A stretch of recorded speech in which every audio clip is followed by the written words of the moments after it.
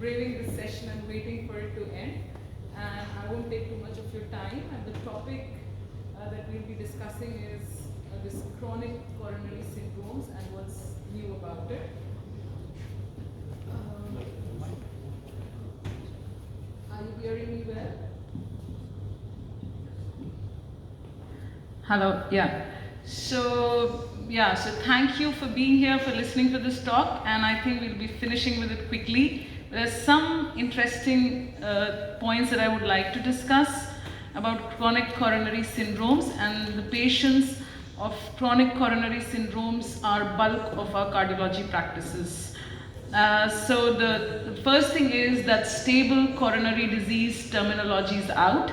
The simple reason being that atherosclerosis is a chronic evolutionary process, most often progressing, and even though it appears stable, it can become unstable anytime with an acute thromboembolic event. So just no longer we're going to use the word stable coronary artery disease. Now, I'm not going to discuss about the differences between an acute coronary syndrome presentation and a chronic coronary syndrome. This topic is not discussing the acute coronary syndromes. Now, when we get a patient with a chronic coronary syndrome, the first step, which is very crucial, is that the pre-test risk assessment of the coronary artery disease, and not just the presence or absence of coronary artery disease, it's like how extensive the coronary artery disease is going to be, and its probable natural history if it's left untreated in that particular patient. So it's a very personalized approach. Obviously, ECG, echocardiogram are almost a part of the clinical examination, so you can use these tools whenever necessary. The first thing is, without doing too much of tests, a picture should form in our minds that what am I dealing with, and with that you proceed forward, making the plan for the patient. We've got a lot of tests, we've heard a lot of discussions on various tests, and the pointer, I'll try to use it if I can. Okay, so the thing is that you've got the stress ECG, the one which we've been used to in olden days. We've got the coronary CT, PET we don't have, stress CMR, I'm sure we're going to have it very soon in Mauritius, stress echo we have, SPECT I'm not sure.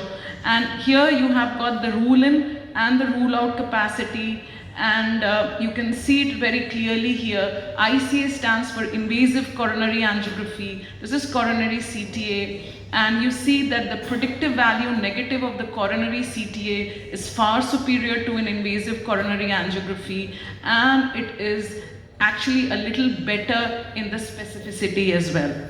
So if you will look here, we've got the CMR also, which is kind of equaling. So you've got the coronary CTA, you've got the stress CMR, and we've got the invasive coronary angiography. Just a word of personal experience here. Coronary CTA is not difficult to master if you've got the technology. Stress CMR has got a bit steep learning curve, can be done. We should be getting there, but I think I'm going to proceed to the next slide.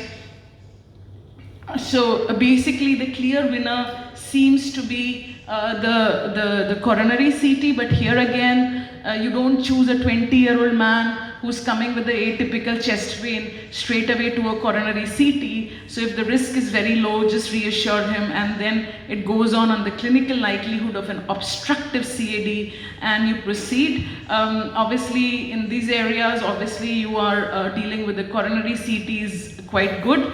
If you're very sure that you are going to deal with an obstructive coronary artery disease, and the other thing is not just angiography, we are talking of the physiological angiography, because earlier on the borderline lesion was 30 to 70%, now 10 to 90% is you could have a lesion as appearing angiographically 70% but may not be physiologically significant, and you could be having something like 30% and could be flow obstructing. So we are talking of FFR or physiological testing to be almost mandatory. So that's the thing to consider. This is a bit of a busy slide. I won't really dwell too much on it due to the paucity of time, but this table has been taken from the 2019 ESC guidelines. They've not come up with 2021 guidelines, so it's not there. You can refer to it to know that what are the patients with a high event risk. So it's not just doing a stress test and saying positive or negative. You can have a patient developing STT changes in stage 4, but that won't be significant. So you can refer to it, and we proceed further. So then once you've diagnosed that it is a significant chronic coronary syndrome with a significant disease, you have got the, how would you proceed further? So there are these tripods of management, and lifestyle modification has been placed on the top, not just for this, because it is the most important. So if as a cardiologist or a healthcare practitioner, you've done a complex angioplasty but not advised or helped the patient to stop smoking, your job is far from complete. So lifestyle modification cannot be overemphasized, and it requires a full session to deal on how to ensure compliance for the patients. We already know that. Optimal medical therapy is important, and then comes the revascularization.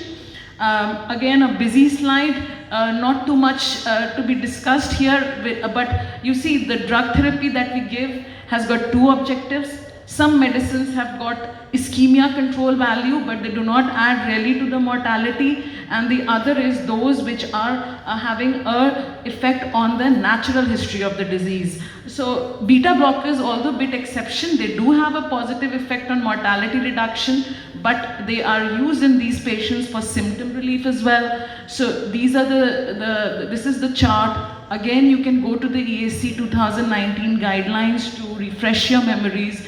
But basically beta blockers and calcium channel blockers in the first step, long-acting nitrates in the second step if your heart rate is low. If it is fast, ivabradine, and then you've got ranolazine and trimetazidine, and then the third step when you're combining it. Fourth step, you've got this nicorandil, ranolazine, and trimetazidine. They've still not said that they decrease mortality. We don't have data for that. Event reduction, very simple, antiplatelet, anticoagulant, we already know about it. Aspirin for all those without contraindications. I'm not going to read it, but the new thing is rivaroxaban low dose 2.5 may be added. Lipid lowering therapy, not too much of a detail, but how you get there is not important, but where you want to reach is important. So it should not be that we've just ordered a lipid profile and we should try to get a baseline reduction of 50% or less than 1 millimole, and then RAS blockade. This came as a bit of a surprise, not for everybody, but if there's concomitant hypertension, diabetes, or sacubitril, CKD, and then Entresto if reduced EF. So it's now comes the topic which is the holy grail for almost all of us, I think. So the first thing to understand is that when we are looking for revascularization, we don't want a beautiful angiogram to be showing there. What we are actually aiming for is that we want to reduce the symptoms of myocardial ischemia like angina, and then we also want to reduce the risk of cardiovascular events like MI, heart failure, and death. Now, this is a very debatable topic. But I'm just going to talk on something which I think is important for us to discuss.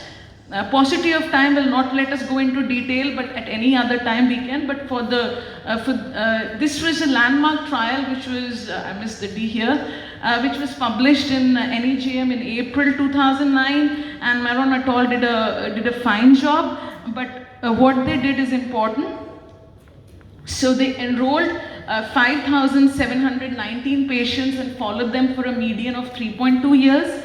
And the important point that I want to emphasize is the difference between this trial and the preceding trials was that in this case they documented that the patient has got moderate to severe myocardial ischemia, mostly by imaging study. So actually they were doing coronary CTs first, and then, you know, they added this, it should be or, excuse me for the mistake, They added the exercise stress testing when some centers reported that they don't have a facility for coronary CTA. So they added exercise stress testing, but it was a documentation of a Duke score more than 3. So it was not just positive for inducible ischemia. So they were like confirming that the patient is a high risk has myocardial ischemia. The another point to understand is that there were key exclusions there. That is ACS, heart failure class 3 to 4, LVEF less than 35%, left main which is more than 50%, severe angina despite optimal medical therapy, and CKD less with EGFR less than 30 ml per minute. So these patients were excluded. So what was included?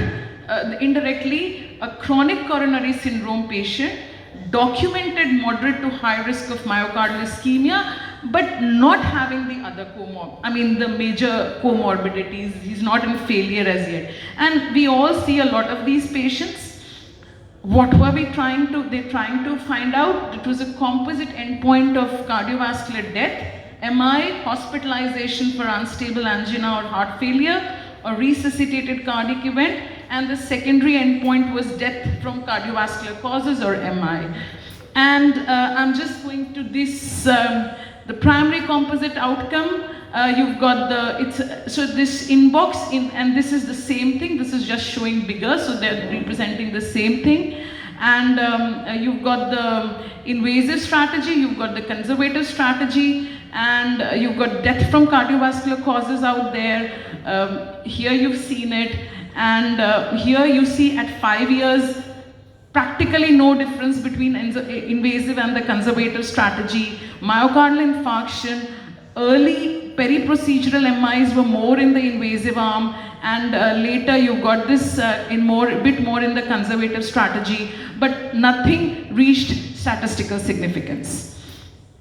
So another trial confirming that in this lot of patients, no benefit of initial invasive strategy in stable patients with documented myocardial ischemia in terms of ischemic events or cardiovascular death over a period of 3.2 years who were on optimal medical therapy. Obviously I was talking today with some of you, and each one of us could be interpreting this trial in a different light depending on how we've been experiencing our practices, and it can be debated. We are hungry, we won't debate it today, but I'm going to end this World of Heart Day celebrations with some points to ponder. Such patients constitute a bulk of a practice. The questions that we should be asking ourselves are we offering correct options and management to these patients? Is it sufficient to, whatever our practices, each one of us may be practicing differently. It requires introspection, but we have to question ourselves. Second thing is, do we need to refocus our approach to these patients in light of current evidence? More so, we have resource constraints also, so we have to prioritize what we want to do. I've been listening to talks of very interesting talks, and Dr. Yaru also mentioned, we all have been speaking the same things, but yeah, we also need to think where we are moving and where do we want to move. And finally, because this is a society event, and I want to thank the organizers of this event. They've done a wonderful job of getting us all together despite all the challenges of a weekend and busy schedules. But is it time for the Cardiovascular Society to start formulating its own protocols for the management of patients? Sure, we cannot write the guidelines. We look up to the Americans and the Europeans and even the other country experts, which we should, and collaborate. But can we think of moving beyond that and looking at what issues confront us, how we can have a protocol which will help us in moving forward? And it's very important because the patient's going to 2 to 3 to 4 doctors. So if we speak in unison, we make the life of the patient easier. That's what I think. I conclude, alone I can say, but together we can talk. Alone I can enjoy, but together we can celebrate. Alone I can smile, but together we can laugh. Thank you, dear colleagues, for being a part of this great occasion. Thank you.